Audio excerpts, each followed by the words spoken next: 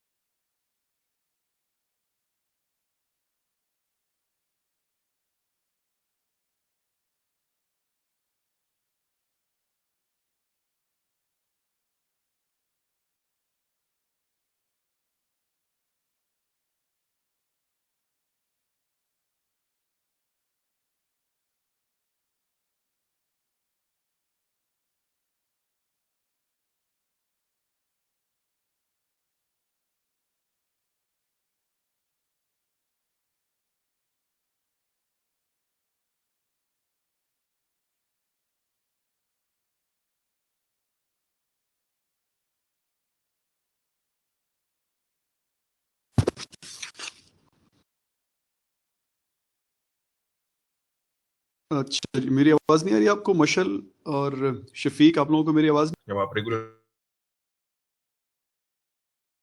Start करेंगे इंशाल्लाह ये सॉर्ट आउट हो जाएगा।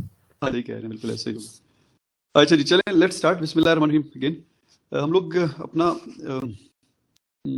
जो मॉड्यूल जिस पे हम काम कर रहे थे वो अभी आज हम उसको एंड कर लेंगे और नेक्स्ट मॉड्यूल की तरफ मूव करेंगे। तो ये प्रेजेंट मॉड्यूल जिसको हम कह रहे थे रिसर्च प्रोसेस 2, इसके हमने 3 हिस्से बनाए हुए थे। एक आउटलाइनिंग वेरिएबल्स था, एक मेजरमेंट्स था और एक सैम्पलिंग प्लान था। तो पहले 2 हमने कर लिए, आज हम सैम्पलिंग प्लान करेंगे। ये जिस तरह किसी भी अच्छी सेटअप में होता है ना कि आप काफ़ी टाइम प्लानिंग में लगाते हैं और ताकि एग्जीक्यूशन स्मूथ हो, तो ये वाला जो सेशन हमने किया, सेक्शन हमने किया जिसमें 3 पार्ट्स थे, ये प्लानिंग टाइप सेक्शन था सारी रिसर्च का। तो इसमें ज़्यादा टाइम लगाया जाता है ताकि इसके बाद फिर जो रिसर्चर है वो अपना डेटा इकट्ठा करे और उसको एनालाइज कर दे। तो अभी हम आज का सेशन भी थोड़ा सा समझेंगे, उसके बाद ज़्यादा समझने वाली चीज़ें नहीं होंगी, फिर करने वाली चीज़ें होंगी और एनालिसिस वाली चीज़ें होंगी। तो होपफुली इसके बाद हम इजीली गो थ्रू होना शुरू हो जाएंगे।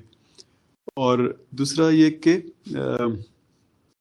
थोड़ा सा हमें जो एनालिसिस वाला सेक्शन है उसमें एक आध मुझे एक और स्टैट्स का या मैथ्स का एक छोटा सा सेशन जो हमने पहले स्टेटिस्टिक्स किया था उसकी तरह का करना पड़ेगा, ताकि आप लोगों को मैं कुछ बेसिक टेस्ट्स हैंड्स ऑन करके दिखा दूं जो आप फिर अपने अपने डेटा पे यूज़ कर सकें।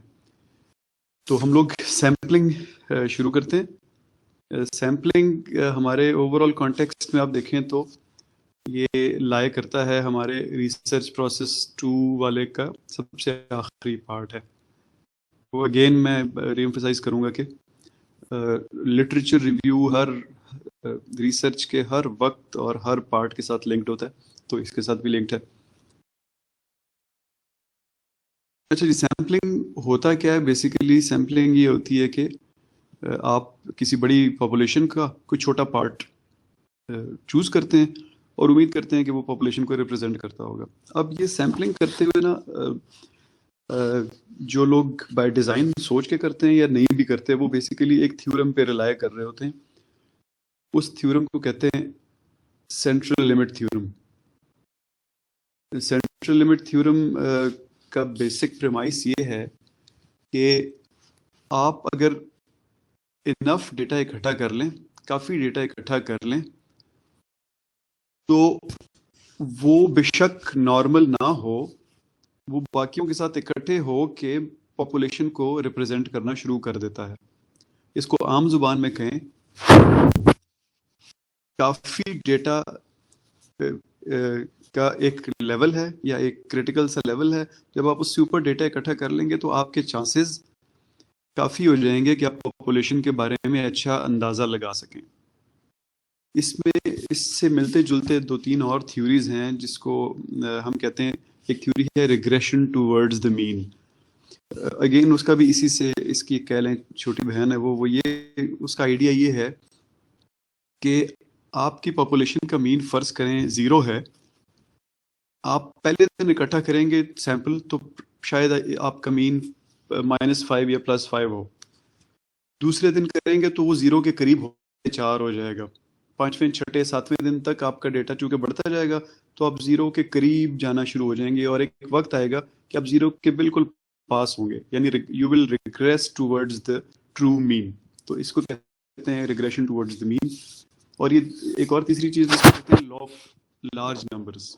Law of large numbers again इन्हीं इसी को एक और तरह से कहने का तरीका है, वो ये है कि सेंट्रल लिमिट थ्योरम जो है वो लार्ज नंबर्स पे एप्लीकेबल है। ऐसा नहीं होगा कि आप छोटा सा कोई डेटा इकट्ठा कर ले और उम्मीद करें कि वो आपकी पॉपुलेशन को करेगा, ऐसा नहीं होगा। तो फिर ये सेंट्रल लिमिट है, ये तकरीबन आप ये समझें कि क्वांटिटेटिव रिसर्च के जितना मेरा एक्सपीरियंस है, तकरीबन 90% से ज़्यादा टेस्ट जो हैं स्टेटिस्टिकल टेस्ट्स वो सेंट्रल लिमिट थ्योरम पे रिलाय करते हैं। सैम्पलिंग क्या चीज़ है? जैसा मैंने आपको कहा कि it's a smaller but hopefully representative collection of units from a population used to determine truths about the population. Example करते क्यों हैं? ताकि अब ज़ाहिर सारी आबादी को करना मुश्किल होता है और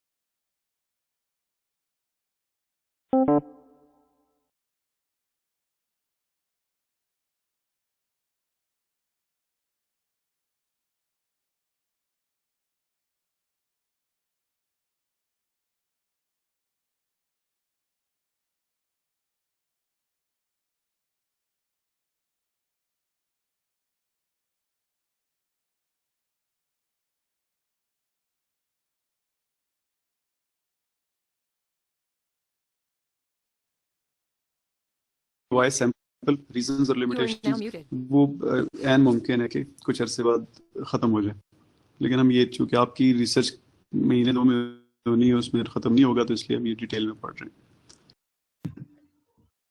ये कुछ टर्म्स हैं जो क्विकली मैं आपको जिक्र कर रहा हूँ, आगे ये काम आएंगी। टारगेट पॉपुलेशन, पूरी की पूरी पॉपुलेशन है उसको हम टारगेट पॉपुलेशन कहते हैं।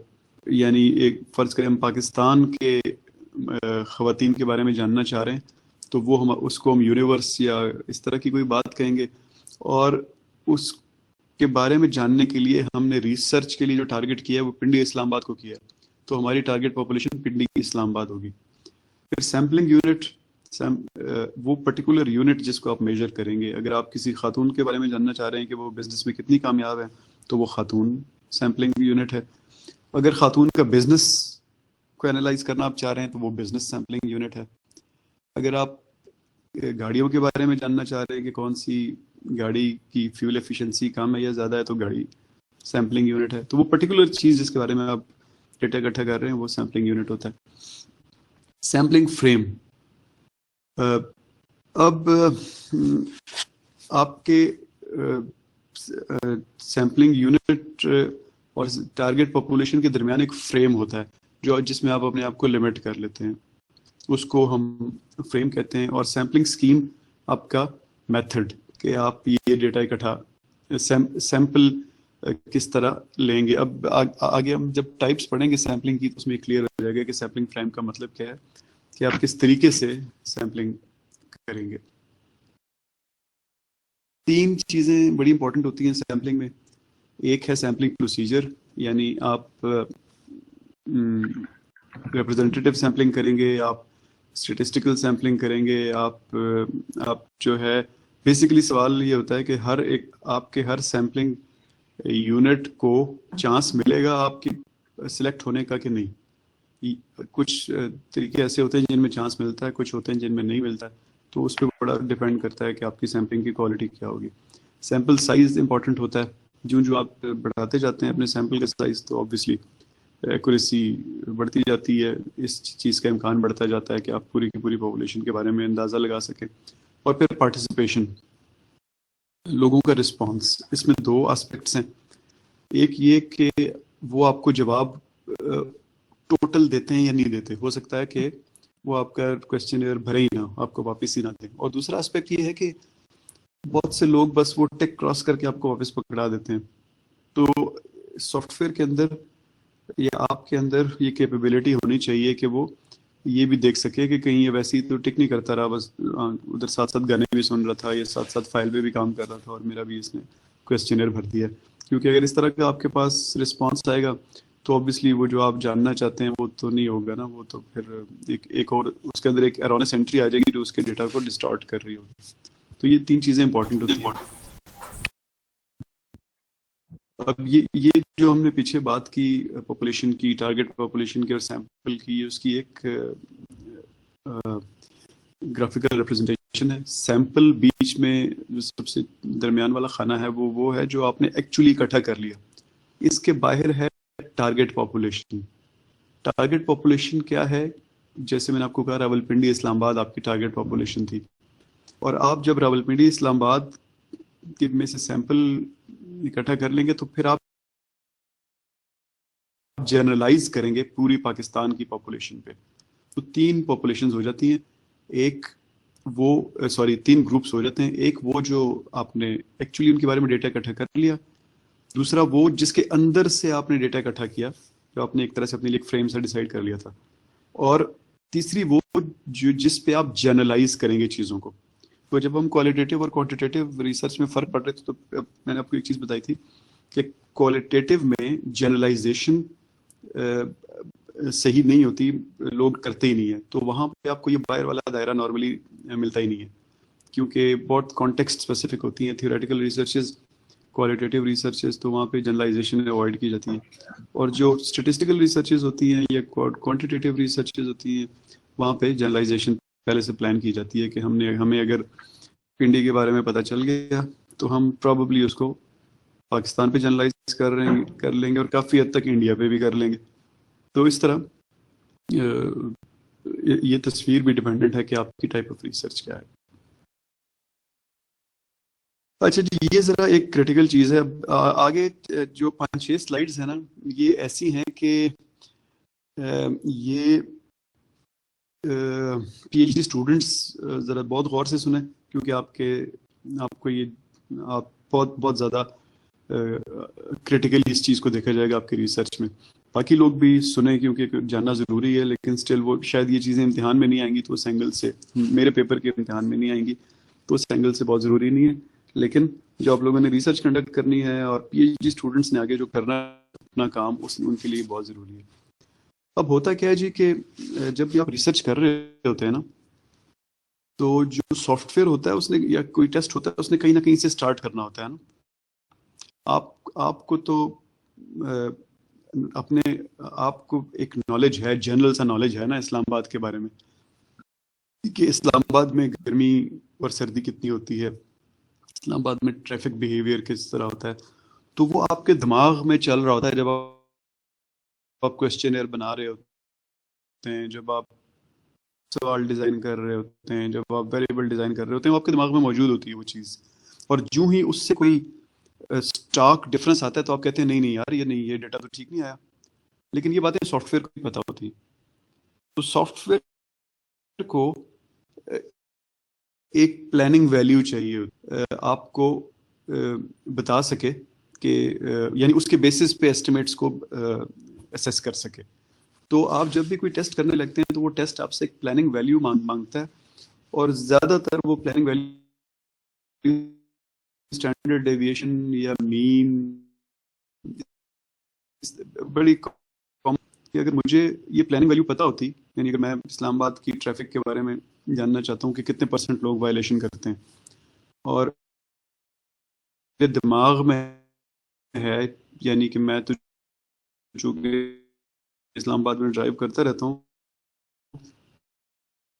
या आप इस्लामाबाद में ड्राइव करते रहते, लेकिन फिर आपके जहन में ये मुझे पता है मैं तो ये स्पेसिफिक चीज़ जानने के लिए कि एक्चुअली इसका जवाब कहीं ना कहीं मौजूद होता है। पहली चीज़ है डिज़ाइन स्पेसिफिकेशंस, कि अगर आप कोई इंजीनियरिंग की बात कर रहे हैं तो शायद उसके डिज़ाइन में लिखा हुआ हो कि यानी आपका एक वाटर पंप है और आप देखना ये चाह रहे हैं कि इसकी पंपिंग कैपेसिटी कितनी रह गई है, तो आपके लिए एक प्लानिंग वैल्यू या स्टार्टिंग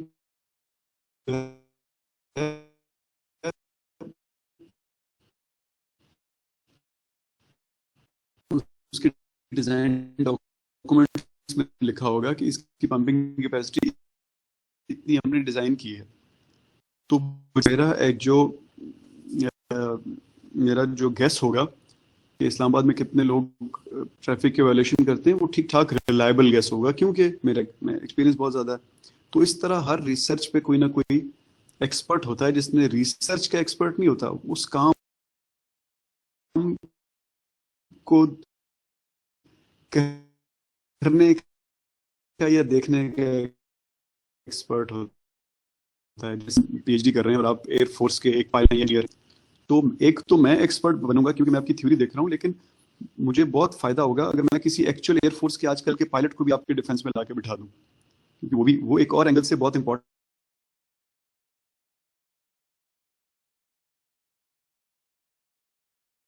एक्सपर्ट्स करता है हमें।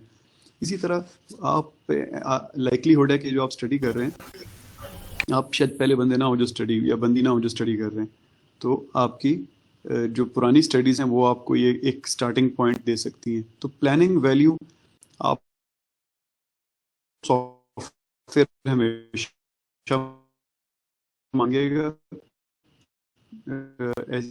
इस तरह की स्टडीज में, स्पेशली सोशल साइंसेस की स्टडीज में, और आपको कहीं ना कहीं से स्टार्ट के लिए उसको देनी पड़ेगी, लेकिन बहुत इसको ध्यान से देखिए, क्योंकि प्लानिंग अगर आपने गलत दे दिया, बहुत ही हेवा दी, तो फिर आप सारी की सारी गड़बड़ के सैम्पलिंग से रिलेटेड एरर होते हैं, जो कि आपकी सैम्पलिंग आते हैं। एक को कहते हैं सैम्पलिंग एरर, और वो सिंपल वो वाला एरर होता है जो इस चीज़ को रिप्रेजेंट करता है कि आपने आपके सैंपल का जो मीन है वो पॉपुलेशन के मीन, यानी आपने चूंकि पूरी पॉपुलेशन के बारे में तो डेटा इकट्ठा नहीं किया ना, सिर्फ एक सैंपल किया, तो इस फैक्ट की वजह से जो एरर आ रहा है दोनों वैल्यूज़ में, उसको हम सैम्पलिंग एरर कहते हैं।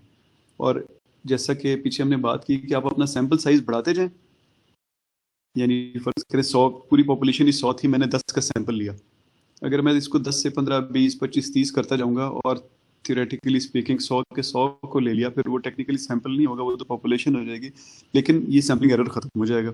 तो ये सैम्पलिंग एरर ये चीज़ होती है कि पॉपुलेशन और सैंपल का चूँकि साइज़ का फ़र्क होता है, तो उसकी वजह से जो एरर आता है उसको सैम्पलिंग एरर कहते हैं। अब इसमें जहन में सवाल आता है कि ये तो फिर आएगा ही आएगा क्योंकि हम सैम्पलिंग कर रहे हैं, तो ऐसा नहीं है। एक दो और फैक्टर्स हैं जिसकी वजह से ये छोटा या बड़ा होता है, और उनमें इरर वेरिएंस ही बहुत ज़्यादा है। यानी मैं लोगों की हाइट्स देखना चाह रहा हूँ कि कितनी है एवरेज, और मैं किसी कॉस्मोपॉलिटन शहर में देखूँ, यानी मैं कराची में चला जाऊँ और मेजर करूँ, तो सैम्पलिंग एरर बहुत ज़्यादा होगा, क्योंकि कराची में दुनिया जहान की हर एथनिसिटी के लोग होते हैं, छः छः और साढ़े साढ़े 6 फुट के लोग भी होते हैं और 4.5 5 फुट के लोग भी होते हैं। तो अब मेरा सैंपल जो है वो काफ़ी इम्कान है कि वो ट्रू पॉपुलेशन से बहुत दूर होता जाएगा। लेकिन अगर मैं किसी ऐसे शहर में जाके सैम्पलिंग करूं जहाँ पे एक ही एथनिसिटी के लोग रहते हैं, फॉर एग्जांपल मैं काबुल में जाके या जलालाबाद में या वजीरिस्तान में करूं, तो वहाँ पे एक ही ग्रुप के लोग रहते हैं, तो वहाँ पे वेरिएबिलिटी कम है, तो वहाँ मेरा सैंपल छोटा भी होगा तो सैम्पलिंग एरर ज़्यादा नहीं होगा। अब ये जो सैम्पलिंग एरर है इसको रिप्रेजेंट करते हैं हम एक स्टेटिस्टिक से जिसको कहते हैं SE या स्टैंडर्ड एरर। अब ये चीज़ें हमने जो हमारा स्टैट्स का मॉड्यूल था उसमें पढ़ी थी और आगे ज़रूरत पड़ी तो आगे भी पढ़ेंगे, तो मैं ज़्यादा आप लोगों को इस पे वो नहीं करना चाहता, आपके दिमाग को इसमें नहीं फंसाना चाहता। लेकिन अपने जहन में एक जस्ट आप एक तस्वीर इमेजिन करें कि एक मीन की लाइन है आपकी। फॉर एग्जांपल मैंने सैंपल इकट्ठा किया,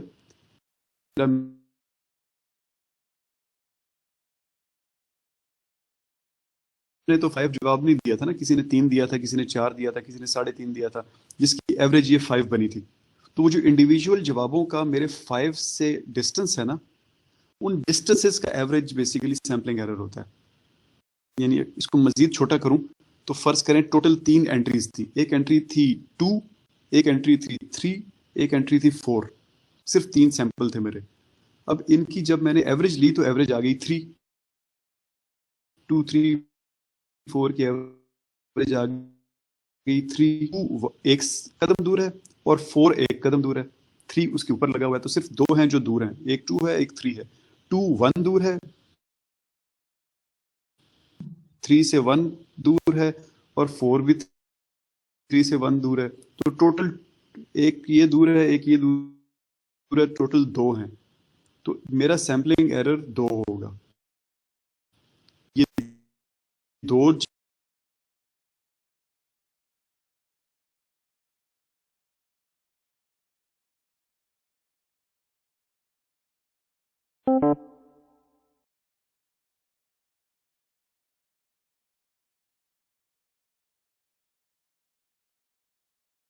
एरर को, जैसे मैंने आपको कहा, वेरिएबिलिटी की वजह से होता है और सैंपल की साइज की वजह से होता है। तो इसको दूर करने के जो बड़े बड़े तरीके हैं, वो पहला तरीका है आप सैंपलिंग का साइज बढ़ा दें और दूसरा तरीका है स्ट्रेटिफाई कर दें। जैसे मैंने कराची बात की ना कि कराची में बहुत से एथनिसिटीज़ हैं, तो मैं बजाय कि कराची को पूरी एक पॉपुलेशन ले लूँ, मैं कराची के अंदर स्ट्रेटिफिकेशन कर दूँ।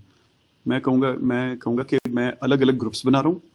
एक ग्रुप जो है वो पोर्ट से लेकर खारादर तक की सैम्पलिंग करेगा, दूसरा ग्रुप खारादर से लेकर सदर तक करेगा, तीसरा ग्रुप सदर से डिफेंस तक करेगा, चौथा सदर से कारसाज तक करेगा, पांचवा कारसाज से मलीर तक करेगा, और इन सब का हम अलग डेटा देखेंगे। तो उसमें ज़्यादा चांस है कि मुझे एक वेरिएबिलिटी मुझे इफेक्ट नहीं करेगी, बल्कि वेरिएबिलिटीज़ को मैंने ग्रुप्स में बंद कर दिया, तो मुझे ज़्यादा क्लियर पिक्चर नज़र आएगी। तो जहाँ सैम्पलिंग एरर वेरिएबिलिटी की वजह से ज़्यादा हो, वहाँ स्ट्रेटिफिकेशन जो है आपको आपके इस इशू को रिजॉल्व कर देती है। दूसरा एरर होता है नॉन सैम्पलिंग एरर। ये क्या होते हैं? ये वो सारे एरर होते हैं जो सैम्पलिंग के बगैर वाले एरर्स होते हैं, और इनमें बेसिकली इस तरह की चीज़ें होती हैं जैसे लोगों ने जवाब नहीं दिया, आपका क्वेश्चनर में ही आपने कुछ गलत चीज़ डाल दी थी, रिस्पोंडेंट्स का कोई बायस था, कोई प्रोसेसिंग के एरर हो गए, आपने डेटा गलत रो गलत कॉलम में एंटर कर दिया, तो ये नॉन सैम्पलिंग एरर्स होते हैं। इनमें कुछ सिस्टमेटिक एरर होते हैं, कुछ नॉन सिस्टमेटिक या वेरिएबल एरर होते हैं। सिस्टमेटिक एरर का मतलब है कि ये ऐसा एरर है जो हर एंट्री को अफेक्ट करेगा। इट विल डिस्टॉर्ट तो करेगा लेकिन हर एंट्री को करेगा। तो जब जैसे मैं आप लोगों को कहूँ कि मैं आप सबके 2-2 नंबर काटूंगा फाइनल इम्तिहान में, तो आप कहेंगे अच्छा काट लेना, क्या फ़र्क पड़ता है, सबके कट रहे हैं तो इसका मतलब है ग्रेड भी एक ही जैसे आएंगे। लेकिन अगर मैं सिर्फ 5-6 लोगों को कहूँ कि मैं तुम्हारे काटूंगा, तो वो नाराज़ होंगे कि नहीं आप मेरे क्यों काटेंगे, इससे तो मुझे फिर बाकियों के बराबर नहीं रहूँगा मैं। तो सिस्टमेटिक एरर वो होता है जो सबको अफेक्ट कर रहा हो। उसकी अच्छी बात ये होती है कि वो आखिर में अपने आप को खुद ही ठीक कर लेता है, लेकिन एक क्लियर बायस नज़र आता है आपको। यानी अगर मैंने निशाना मारना था अपने जो मेरा निशाने वाला बोर्ड है उसके सेंटर में, तो मेरी हर शॉट उससे 2-2 इंच दूर जा रही है, लेकिन जा उधर ही रही है, एक ही पर्टिकुलर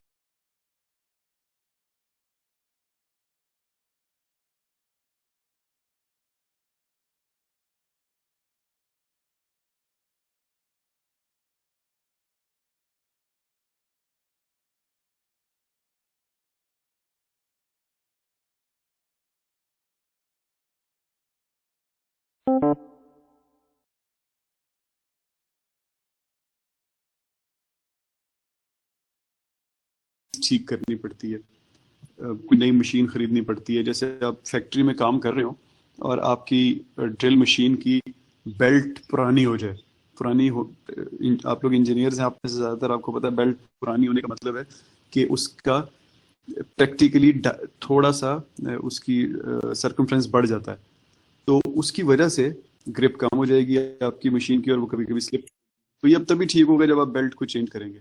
लेकिन अगर एरर कुछ ऐसा है कि वर्कर को नींद आ You are गई है, now muted. तो वो अगली शिफ्ट में अगला वर्कर आएगा तो वो उसको नींद नहीं आई होगी, तो वो चीज़ थोड़ी देर बाद अपने आप को खुद ही ठीक कर लेती है। जो सिस्टमेटिक एरर है वो आपको डिज़ाइन लेवल पे ठीक करना पड़ेगा। मार्जिन ऑफ एरर क्या चीज़ होती है? जैसे हम कहते हैं कि इमरान खान या नवाज शरीफ या जरदारी, इनके जीतने के चांस हैं 55% इलेक्शन में, और प्लस माइनस 5%, तो वो जो हम प्लस माइनस बोल रहे थे उसको हम कहते हैं मार्जिन ऑफ एरर। तो बेसिकली ये एक रिप्रेजेंटेशन होती है सैम्पलिंग एरर की, कि मैंने जो सैम्पलिंग की इसमें 5% गलती की गुंजाइश है। अब मैं इसको थोड़ा सा आगे मैथमेटिकली एलेबोरेट करूंगा तो आपको मजीद समझ आएगी, लेकिन इसको आपने जो वैल्यू दी थी 55%, इसमें प्लस और माइनस करें अपने एरर को, तो उसको हम कहते हैं कॉन्फिडेंस इंटरवल। यानी मेरा कॉन्फिडेंस इंटरवल इस केस में है 50 से 60। यानी मैं कहता हूँ कि मैं कह तो 55% रहा हूँ, लेकिन मेरा मतलब है 50 और 60 के दरमियान कोई ले लेगा। अच्छा, कॉन्फिडेंस इंटरवल आप कैलकुलेट कैसे करते हैं? पीछे जिस चीज़ को हमने स्टैंडर्ड एरर कहा था ना, सैम्पलिंग एरर की रिप्रेजेंटेशन स्टैंडर्ड एरर, और मैंने आपको बताया था वो कैलकुलेट ऐसी होती है कि जो मीन आपने लिया होता है उससे एग्जैक्ट पॉइंट्स कितने दूर हैं, उनकी एवरेज को हम कहते हैं। तो उज़ैर कैंडी आप बंद कर देंगे अपना माइक?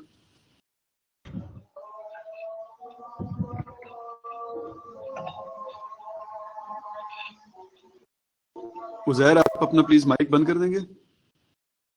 यस सर, मैं कोशिश कर रहा हूँ। अच्छा जी, तो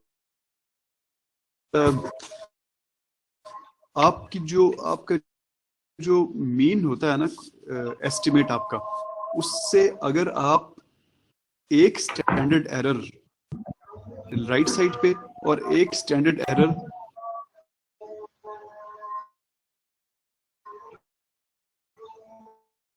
लेफ्ट साइड पे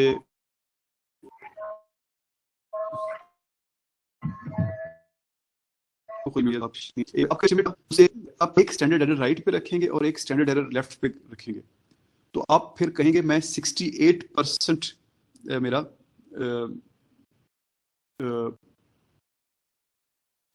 कॉन्फिडेंस इंटरवल है।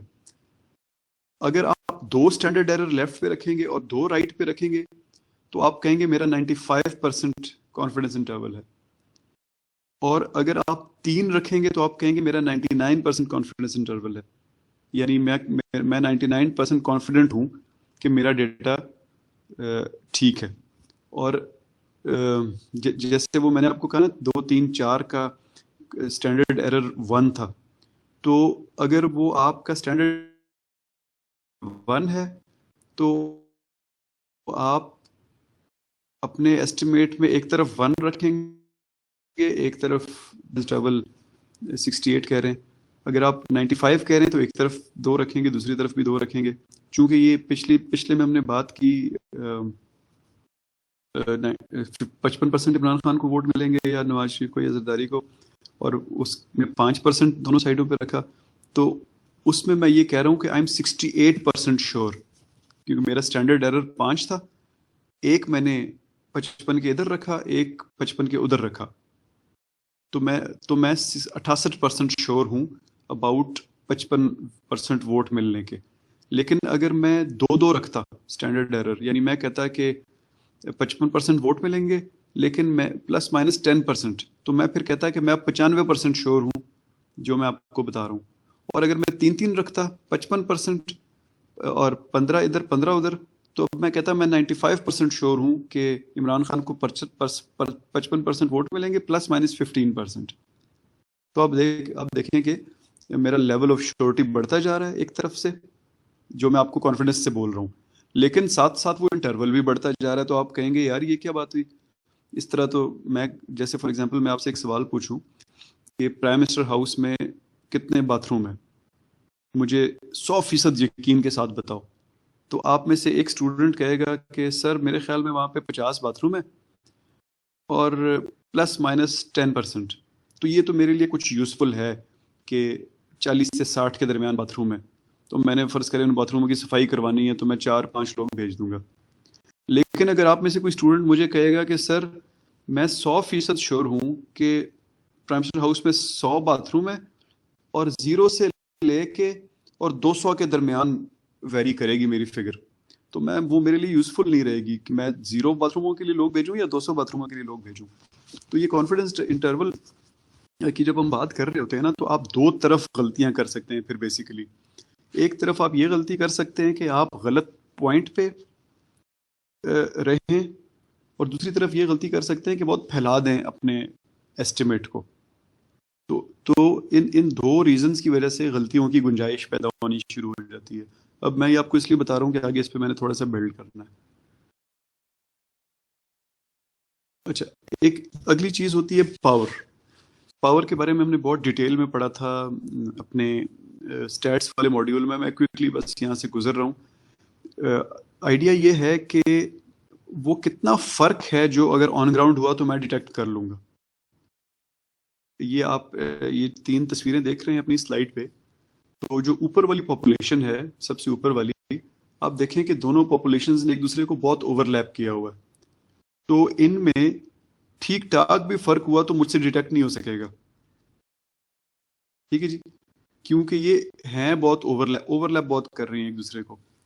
दूसरी पॉपुलेशन को देखें तो उनमें आहिस्ता आहिस्ता बढ़ रही है आपस में डिफरेंस, तो मैं उनको यानी ओवरलैप कम हो रहा है तो मैं कुछ ना कुछ डिटेक्ट कर लूंगा। और तीसरी पॉपुलेशन को देखेंगे तो काफ़ी कुछ मैं डिटेक्ट कर लूंगा, मेरी पावर काफ़ी ज़्यादा है। अब इनमें 2-3 चीज़ें आपके नोट करने वाली हैं। पहली चीज़ ये है सबसे ऊपर वाली जो मैंने आपको बता दी। दूसरी चीज़ ये है कि ऊपर वाली पॉपुलेशन की स्टैंडर्ड डेविएशन बहुत ज़्यादा है, स्टैंडर्ड डेविएशन बहुत ज़्यादा है, और पॉपुलेशन की आपस में सिमिलैरिटी भी बहुत ज़्यादा है। दूसरी में स्टैंडर्ड डेविएशन कम हो रही है और पॉपुलेशन की सिमिलैरिटी अभी भी बहुत ज़्यादा है लेकिन रिलेटिवली कम है। और तीसरी में स्टैंडर्ड डेविएशन बहुत कम है और पॉपुलेशन की सिमिलैरिटी कम है। तो इस तरह की सिचुएशंस आपकी पावर डिसाइड करती हैं कि आपके पास कितनी पावर है डिफरेंस डिटेक्ट करने की। अब ऊपर वाली पॉपुलेशन जो नंबर 1 है, वहां पे अगर आप हाई पावर अचीव करना चाहते हैं तो आपको बहुत बड़ा सैंपल रखना पड़ेगा, बहुत बड़ा सैंपल। लेकिन ये जो नीचे वाली सबसे नीचे वाली पॉपुलेशन है, इसमें अगर आप डिटेक्ट करना चाहते हैं डिफरेंस, अब अपनी पास पावर आपके पास ज्यादा हो तो आपको कोई बहुत बड़ा सैंपल नहीं लेना पड़ेगा। तो पावर का आइडिया ये है कि वो कौन सा फर्क है जो आपका प्रेजेंट टेस्ट डिटेक्ट कर सकेगा। जैसे फॉर एग्जांपल मैं हाइट्स लोगों की देखना चाहता हूँ कितनी,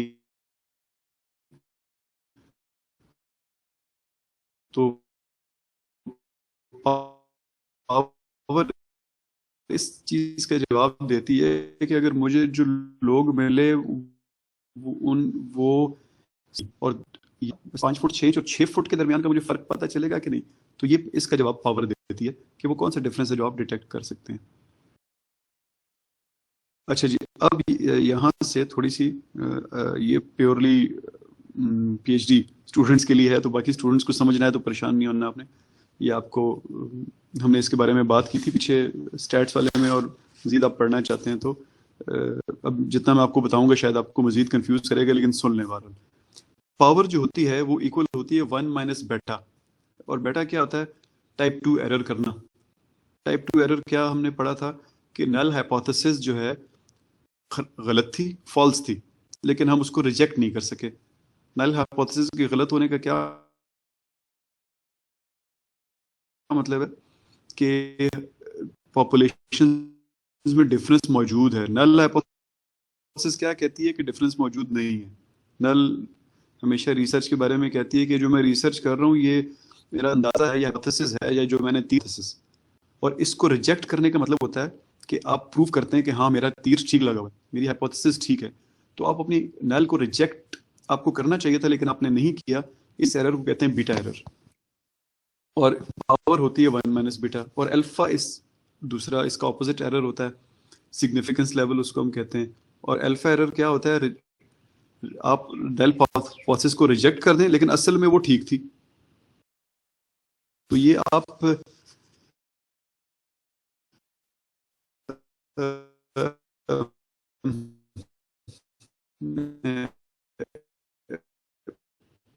जब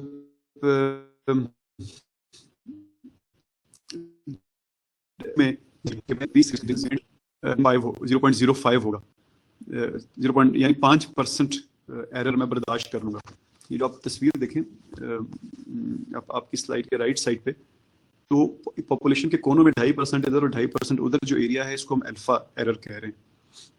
तो एक और तरीका इस चीज को कहने का ये है कि मैं रिसर्च को ठीक तब मानूंगा जब ये इतनी दूर हो सेंटर से जितने ये 2 पॉइंट्स दूर है। वरना तो छोटी मोटी वेरिएशन को मैं ये नहीं कहूंगा कि एक्चुअली ये प्रॉब्लम है। प्रॉब्लम को मैं तब प्रॉब्लम मानूंगा जब ये इन एक्सट्रीम्स तक मुझे नजर आएगी। तो ये आप फैसला करते हैं अल्फा रखते हुए शुरू में कि मैं 5% खाली छोड़ूंगा चांस पे। लेकिन आप जरा सोचें कि अगर आप सिर्फ 5% चांस पे छोड़ेंगे तो फिर तो बाकी 95% डेटा आपके पास आता रहेगा और आप कहेंगे नहीं नल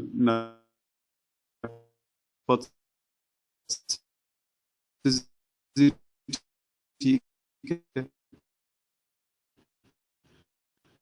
तो इसको जरा बढ़ा, फिर हम बढ़ा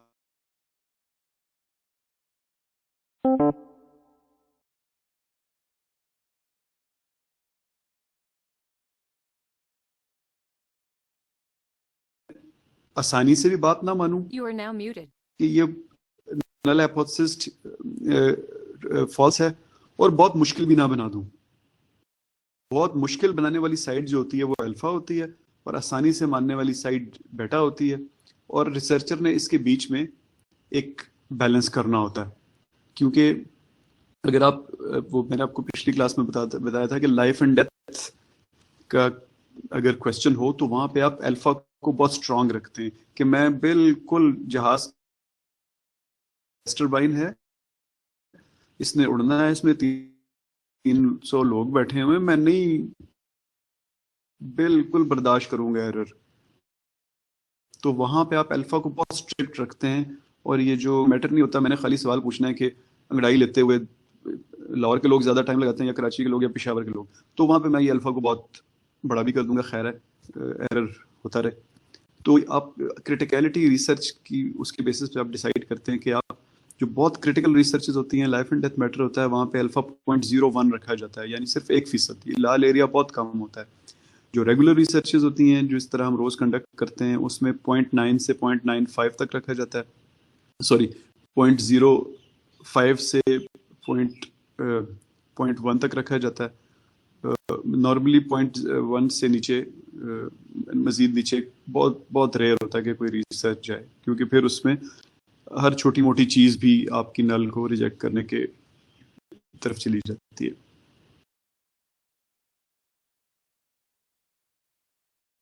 अच्छा जी, अब इस स्लाइड को जरा देखिएगा।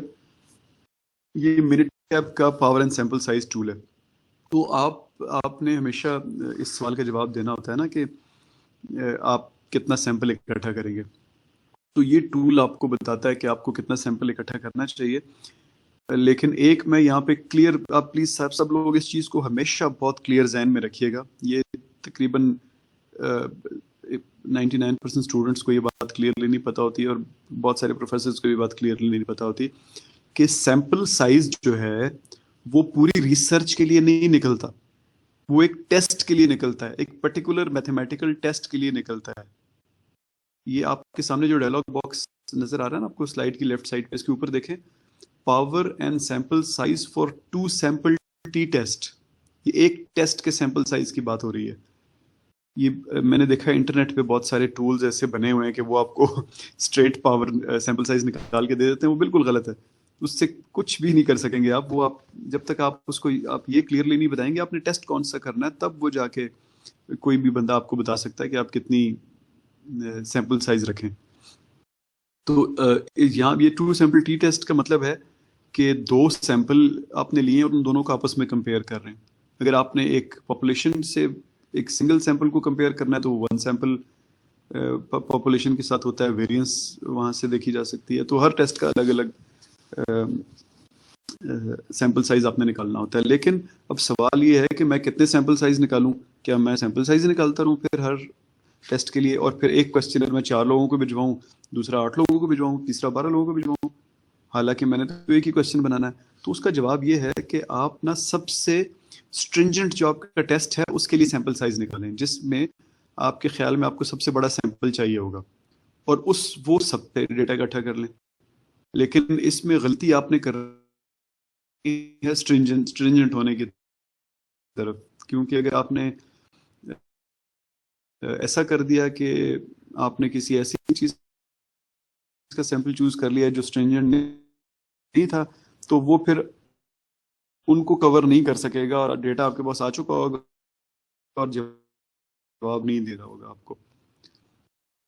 अब इस डायलॉग बॉक्स को देखें तो इसमें ऊपर से देखना शुरू करें तो ये वाला सेट है, क्या थी कि आप कौन सा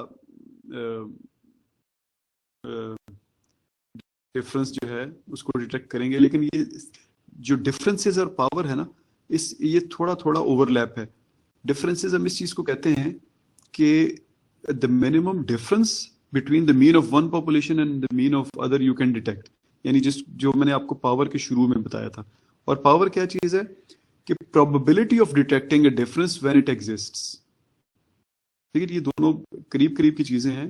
डिफरेंस वो फासला है, यानी 5.5 फुट हाइट और 5 फुट 8 हाइट, तो ये दो इनका डिफरेंस है, इसको हम डिफरेंस कहते हैं। और पावर क्या चीज है कि अगर ये डिफरेंस हुआ तो मैं इसको डिटेक्ट कर सकूंगा कि नहीं कर सकूंगा। नॉर्मली जो पावर की वैल्यूज होती हैं ये आपको नजर आएंगी परसेंटेज में, यानी आउट ऑफ 100 तो 0.9 ज्यादातर लोग यहाँ पे एंटर करते हैं। 0.9 से ज्यादा पावर आप लेने की कोशिश करेंगे तो फिर आपका सैंपल साइज बहुत ज्यादा बढ़ जाएगा। जो डिफरेंस है एक्चुअल वैल्यू होगी, यानी अगर 5 फुट 6 इंच और 5 फुट 8 की बात कर रहा हूँ तो मैं यहाँ रखूंगा 2 इंचेस। अगर मैं 5 फुट 6 और 6 की बात करते रखूंगा 6 इंचेस, यानी एक्चुअल फिगर यहाँ पे। और पावर में लिखना है कि आपके परसेंट पावर, नॉर्मली 90% लोग लिखते हैं। के लिए प्लानिंग वैल्यू स्टैंडर्ड डेविएशन होती है, और टेस्टों के लिए हो सकता है किसी के लिए मीन हो, किसी के लिए कुछ और हो, तो हर टेस्ट की अपनी होगी। अब ये जो यहाँ पे एक ऑप्शंस का बटन आपको नजर आ रहा है, ऑप्शंस, इसको आप जब क्लिक करेंगे ना तो ये आपसे पूछेगा कि कॉन्फिडेंस इंटरवल या अल्फा कितना चाहिए तुम्हें। जो मैंने आपको शुरू में कहा कि अल्फा ज्यादातर स्टडीज में 0.05 रखा जाता है, तो आप इस और तकरीबन 100% स्टडीज में 0.1 और 1.0 इनके दरमियान रहता है, सॉरी 0.00 और 0.1 के दरमियान रहता है। तो आप लोगों के जितने अभी तक मैंने टॉपिक देखे हैं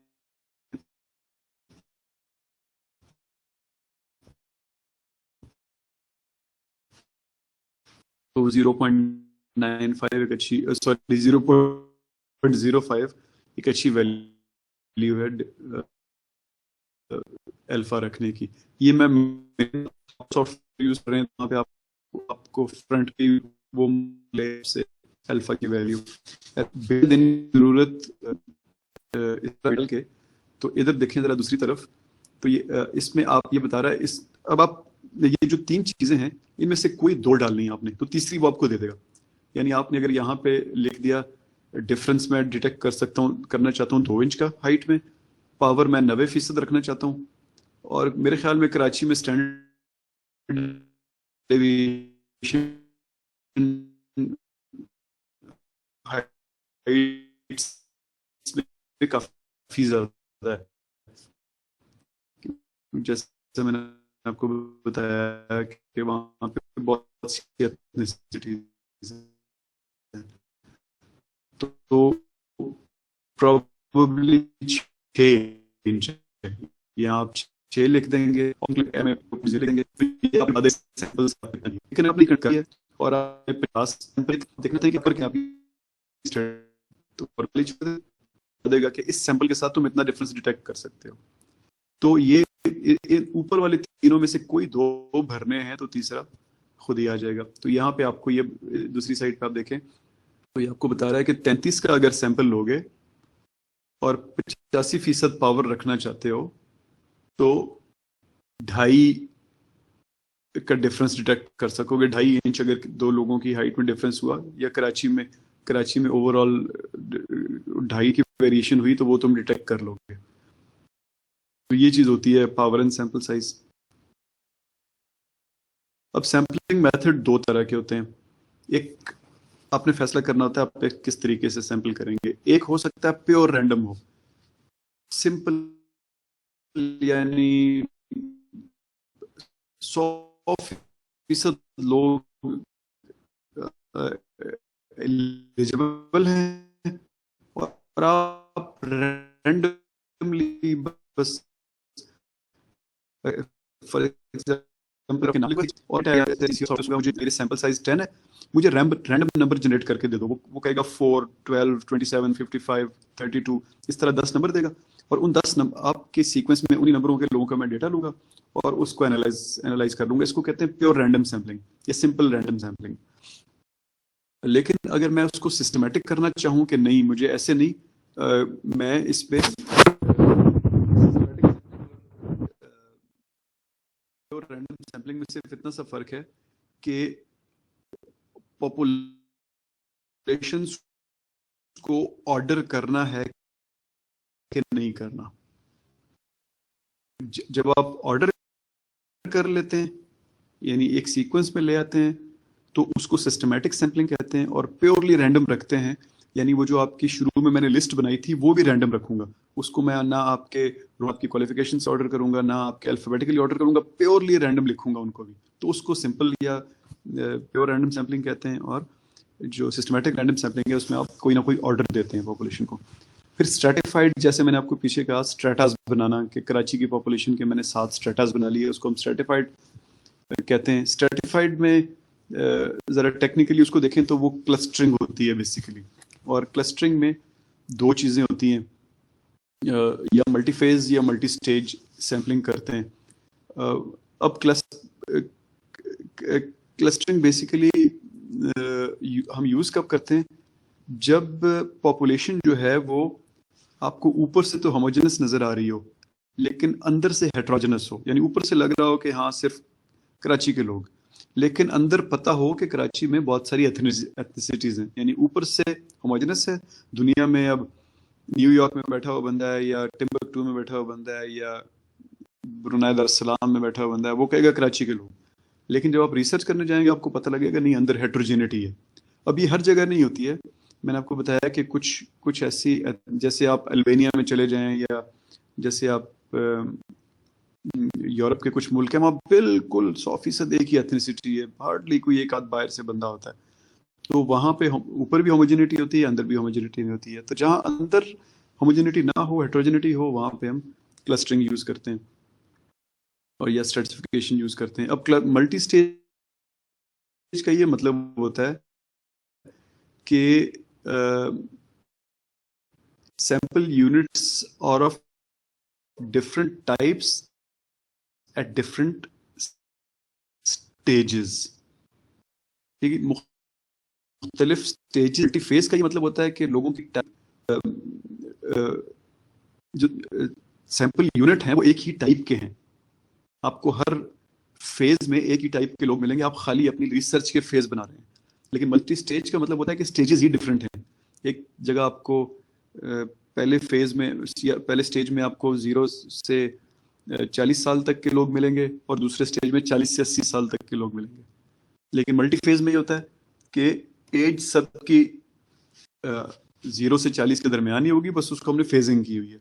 तो जब आप ये कह लें कि अंदर न्यूमेरिकल डिफरेंस आएगा, उसको मल्टी स्टेज कहेंगे, और न्यूमेरिकल डिफरेंस नहीं आएगा तो मल्टी फेज कहेंगे। ये हो गई प्रोबेबिलिटी सैम्पलिंग, जिसमें हर सैंपल यूनिट के को सिलेक्ट होने का चांस होता है। There is more than 0% chance for every population unit to be selected for your sample. जहां पे सबको चांस नहीं होता उसको हम कहते हैं नॉन प्रोबेबिलिटी सैम्पलिंग। उसमें सबसे बेसिक तरीका है कन्वीनियंस सैम्पलिंग।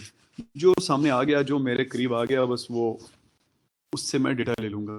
अब उसमें खतरा होता है ऑब्वियसली के ये रैंडम, यानी हर एक का चांस नहीं है, और आपको हो सकता है एक ही तरह के लोग आपके काबू में आ जाए।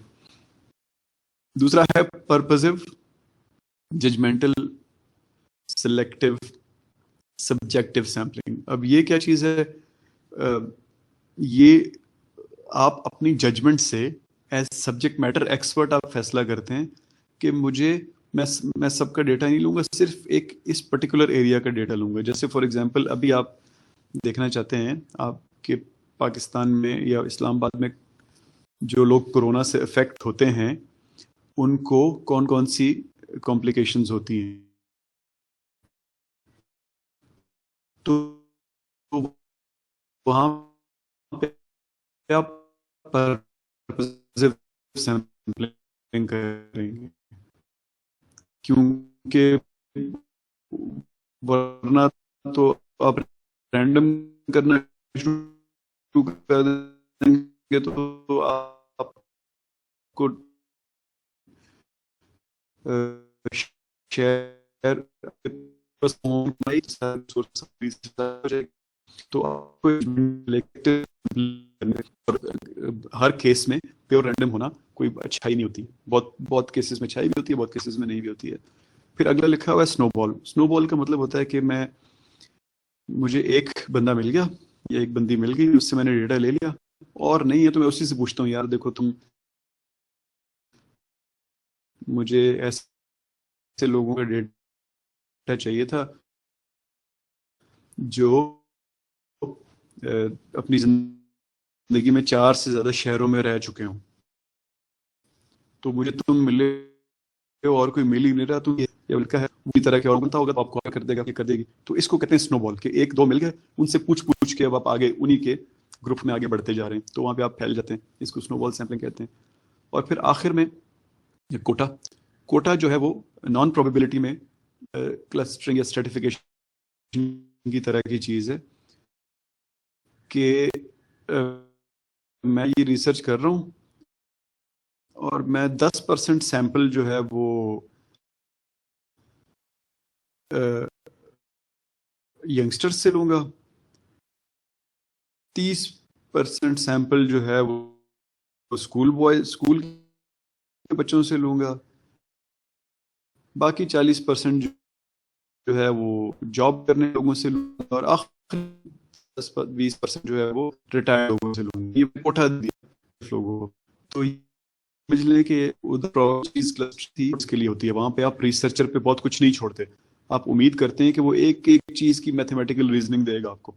पर क्वालिटेटिव में आप रिसर्चर पे बहुत कुछ छोड़ते हैं, तो यहाँ पे आप उसकी जजमेंट पे छोड़ रहे हैं कि यार तुम ग्रुप बना देना, तुम कोटा सिस्टम का कोई करना, ताकि तुम्हें सही बात पता चल जाए। अच्छा जी, आगे चलते हैं।